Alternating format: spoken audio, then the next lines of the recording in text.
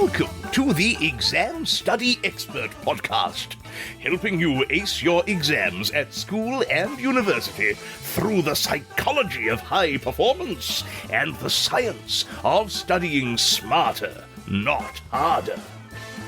It's my pleasure to introduce your host, the Cambridge-trained memory psychologist and exam success coach, William Wadsworth. Hello and welcome to the show, and to the third in a four-part mini-series of pep talks to help you with your study mindset. Today I want to talk about staying connected to your purpose, how to find drive to study. Tomorrow I'm going to release another episode that provides a nice balance to today's episode. Tomorrow I'll be talking about how to keep your work in perspective. So that while it's important to take everything seriously, and that's really the thrust of today's episode, it's also important not to take it so seriously that you put yourself under overwhelming pressure. Hence, balancing out today's episode with tomorrow's pep talk on perspective. So today's conversation is for the days that we struggle to connect with the reason we're doing it all, maybe resulting in us struggling to sit down to get our work done at all, or maybe we push through that and sit down to work anyway, but we find our enjoyment and our zest for it is somewhat lacking.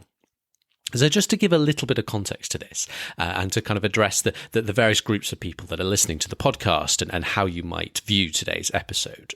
So kind of this is based on my experience in doing my exam success coaching work with listeners. So I work extensively both with students who are at school and university and also with professionals who are taking challenging exams, particularly those in careers like accounting and finance or medicine or veterinary medicine.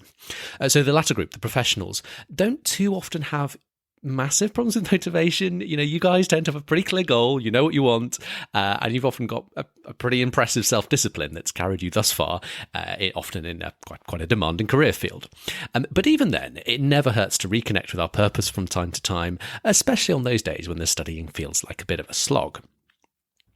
The first group, my students, school, university, tend to fall into two groups. So half of you guys are already highly motivated and conscientious, and we need to. And when I'm working with you one-on-one, what I'm doing is helping you redirect that energy into more effective strategies to help you make more progress in the time that you're already putting in.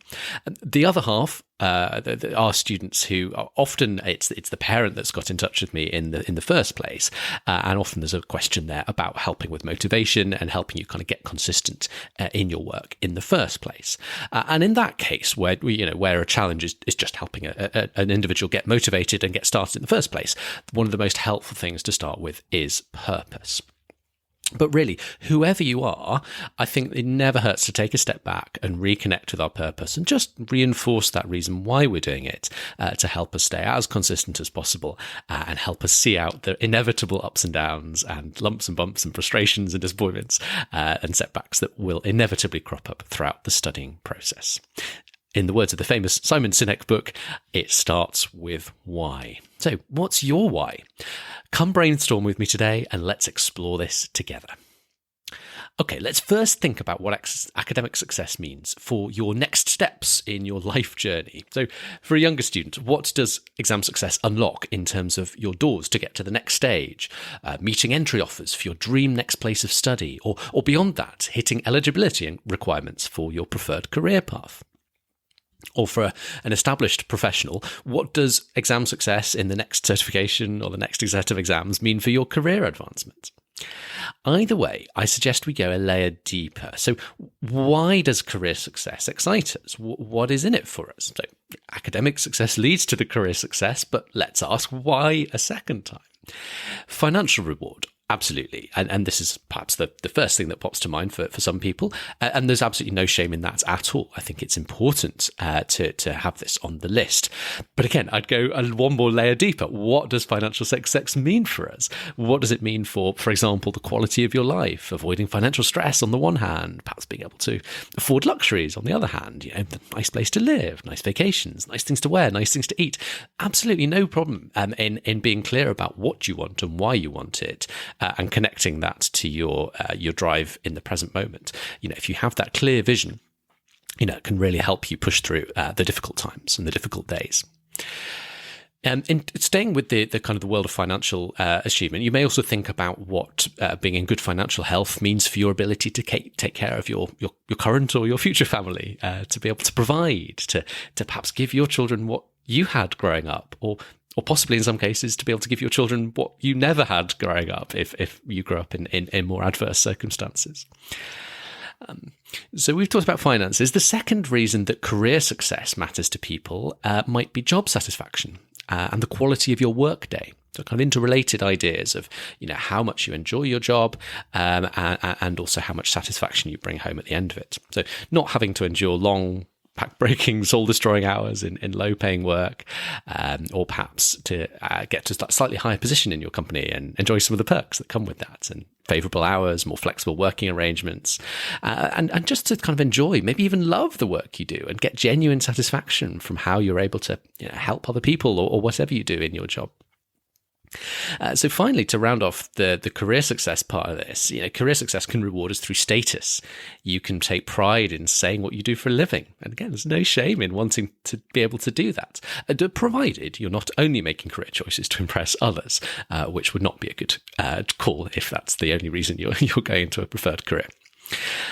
Okay, so we've been digging into how academic success can lead to career success, and kind of spidering out from that, we've kind of had various ways that career success can help us, and we've been kind of digging in a layer or two into why that matters. And let's come back up a level. Let's leave career implications behind, and now let's talk about some of the other big areas, the other big reasons why we might be wanting to pursue academic success. So kind of a second major area is what you'll actually learn through the studying. So the skills you'll develop, the knowledge and understanding you'll acquire. Perhaps concrete knowledge of your current or future field of work that will make you better able to do your job, better able to impress colleagues, look good in front of clients, just be able to do the mechanics of your job to a better standard. Learning new things can help you in all sorts of fun ways in your life, like learning a language and suddenly being able to speak to people in that language. Or maybe kind of developing slightly juicy and transferable skills, like being able to write well.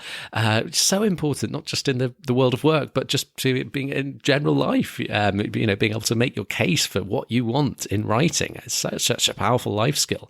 Or that skill of being able to think through challenging problems and get unstuck. I think simply kind of wrestling with things that are initially tough, getting to grips with them builds a kind of amazing mental muscle.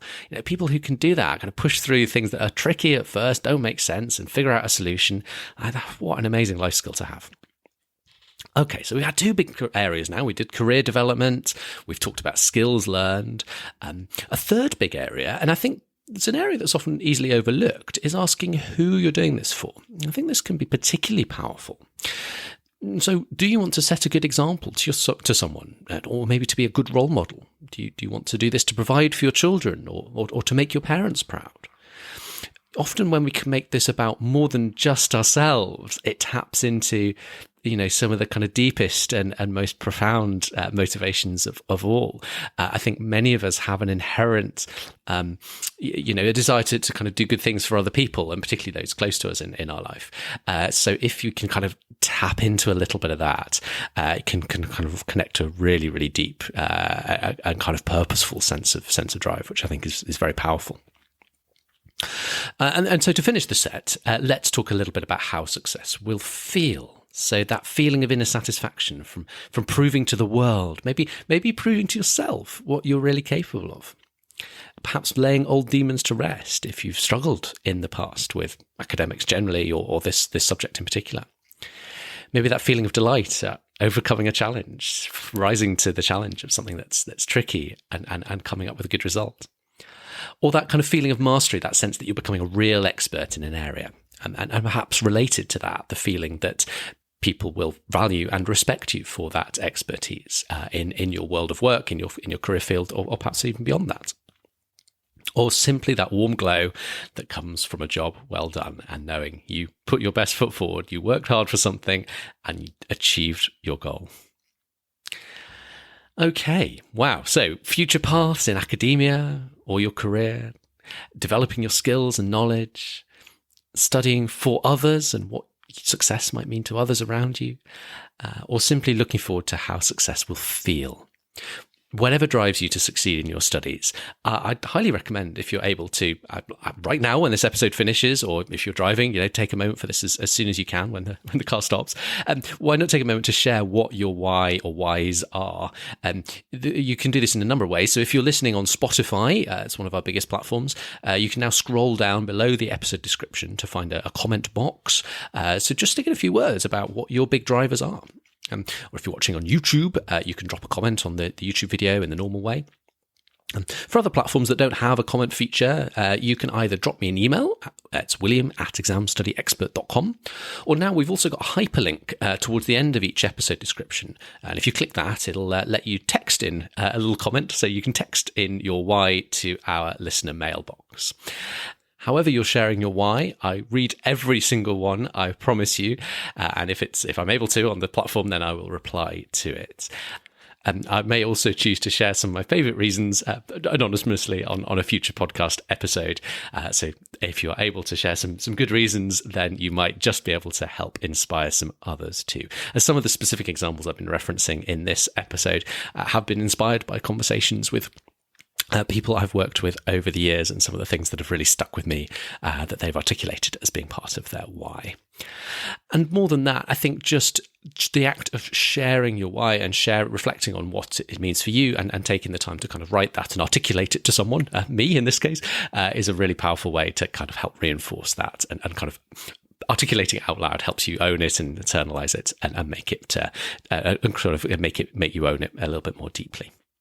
So I hope you found this episode helpful, and I will look forward to seeing you for our final instalment in the Pep Talks series tomorrow, when we do our fourth and final instalment in the series, which will be all about making sure that everything is staying in perspective. I think that'd be a really important episode for many of you listening. I just wanted to finish, as always, by thanking you so much for tuning in today. It's been a real pleasure, as always, to have your company, and I want to wish you every success, as always, in your studies.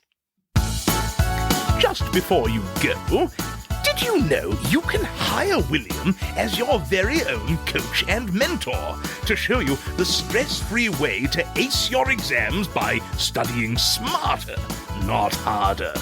Find out how at examstudyexpert.com/coaching.